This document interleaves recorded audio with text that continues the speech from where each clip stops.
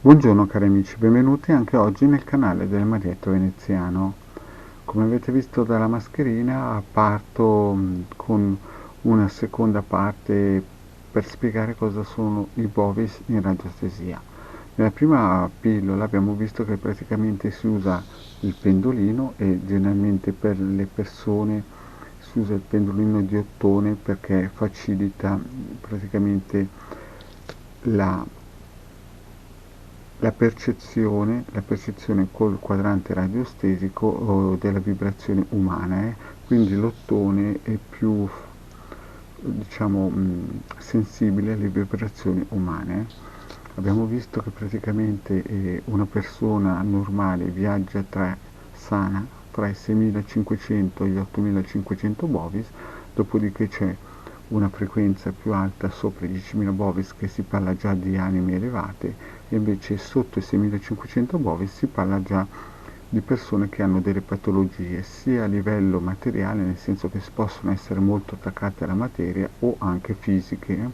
Di solito quando una persona raggiunge, cioè praticamente scende sotto i 6.500 bovis, praticamente ha una patologia in corso o l'avrà o l'ha avuta, ma comunque sano non è.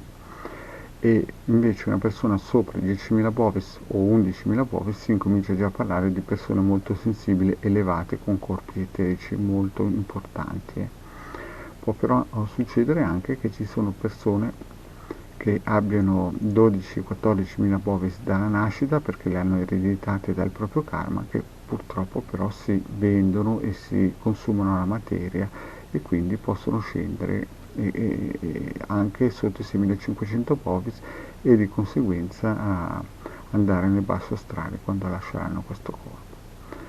Quindi cosa vuol dire? Vuol dire che i bovis non sono una cosa sicura, cioè se uno nasce con un determinato tipo di bovis non è che può salire immediatamente, perché per salire di bovis, come ho spiegato nell'altra pillola, per salire di 100 bovis ci vuole una vita, nessuno mi può regalare i bovis bisogna sudarseli.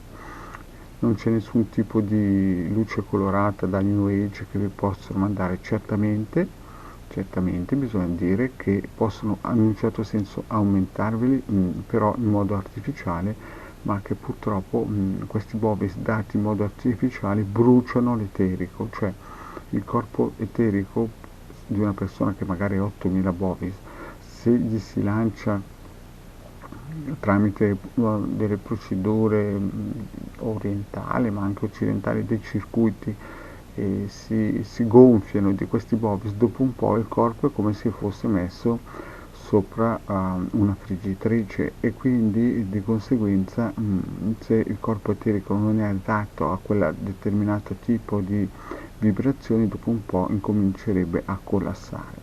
Quindi quando si legge su bovis santoni che spediscono luce colorata o frequenze bovis o la alzano, bisogna stare molto attenti perché di conseguenza poi se ne pagano, ma magari non subito, ma magari dopo mesi o anni se ne pagano i risultati. Quindi sempre attenzione. Poi una cosa che io non spiego mai perché insomma so che potrebbe creare un po' di attrito è che ci sono anche i bovis negativi. In questa pillola vediamo un po' di parlarne di questi bovis negativi, cioè non esistono solo i bovis positivi ma anche i negativi. Quindi bisogna sempre stare attenti a, come si suol dire, farsi gonfiare di bovis come gli ormoni, che non serve a niente. Se uno è nato con 8500 bovis, al limite può chiedere al pendolino quando se ne andrà, quanti bovis avrà, oppure nella sua vita se avrà dei cali di bovis o meno. Comunque i bovis sono un buon metro di misura per capire che tipo di qualità è l'anima eterica, e quando si chiede anche alla persona quanti bovis ha, bisogna dividere fra anima o eterico e corpo materiale, sono due cose differenti. Quindi facciamo un esempio con il nostro testimone, che in questo caso qui avete visto ho preso qualcuno di spessore, una bambolina Matryoshki, la più piccola, no? Ipotizziamo che il nostro testimone, e qui noi vogliamo chiedere se questa persona ha dei bovis negativi o positivi, quindi chiediamo a questa persona qua, al nostro pendolino, con il nostro quadrante radiostesico di valutazione, chiediamo a questa persona qui ipotizziamo questo testimone e vediamo che questa persona qui non ha bovis positivi ma bovis negativi. Chiaramente questo non si fa a questa domanda riguardo al fisico o diciamo all'anima, perché chiaramente l'anima sotto i 6500 bovis abbiamo già visto che è messa male, ma si potrebbe fare, non so, a riguardo a una domanda semplice, nel senso nei nostri confronti che tipo di bovis ha, no? Se è un bovis positivo o un bovis negativo. Quindi se in questo caso qua noi abbiamo visto che ha dei bovis negativi nei nostri confronti, faccio solamente un esempio, possiamo mettere il nostro testimone nel circuito radiostesico per le frequenze bovis e chiedere quanti bovis negativi avrà nei nostri confronti. E vedete che la persona avrà un 7000 bovis negativo nei nostri confronti. Chiaramente questo è un esempio molto blando per farvi capire che non esistono solo i bovis positivi, ma esistono anche i bovis negativi. Di solito non ne parlo mai per non spaventare le persone, però esistono anche queste cose qua. Quindi quando vedete che certe persone hanno anche 80-90 mila bovis, non è detto, cari amici, che siano sempre bovis positivi. Quando sentite uno che vi dice io ho vi alzi bovis, dovete sempre stare attenti se sono bovis positivi o negativi. Comunque questo qui ne parlerò in una prossima pillola, tanto per allargare il discorso. In questa pillola voglio solo farvi presente che non esistono solo i bovis positivi, ma esistono anche i bovis negativi. Poi, una cosa importante da capire è che effettivamente quando una persona ha un karma e lo deve scontare, no? Voi potete metterlo sotto qualsiasi tipo di protezione, ma quella persona lì a un certo punto se ne andrà. Il vantaggio è che se voi lo mettete ad esempio nella croce cosmica, che è molto importante, sicuramente gli eleverete le vibrazioni anche dall'altra parte. Poi importante anche un'altra cosa è che quando si aggiungono in certi circuiti delle, diciamo, delle foto è sempre meglio utilizzare foto di quando la persona era giovane. Così cosa succede? Succede che le vibrazioni, visto che non hanno tempo dall'altra parte del corpo eterico, influiranno anche nel passato. Quindi importante sempre anche le persone che non ci sono più, se si vogliono fare del bene, aiutarle nei propri bovis perché dall'altra parte non esiste il tempo, metterlo magari sotto protezione di una croce cosmica, di un Apollonius, chiaramente sempre chiedere la tempistica al pendolino tramite i vari circuiti radionici, scusate, 40 radionici che vi ho dato, e quindi di conseguenza mettere il proprio testimone sotto la protezione dei vostri cari. Quindi ricordatevi, in questa pillola vi ho spiegato anche che non esistono solo i bovis negativi, cioè scusate, positivi, ma esistono anche i bovis negativi, che di solito si tiene un po' nascosta questa cosa qui perché per non creare paure.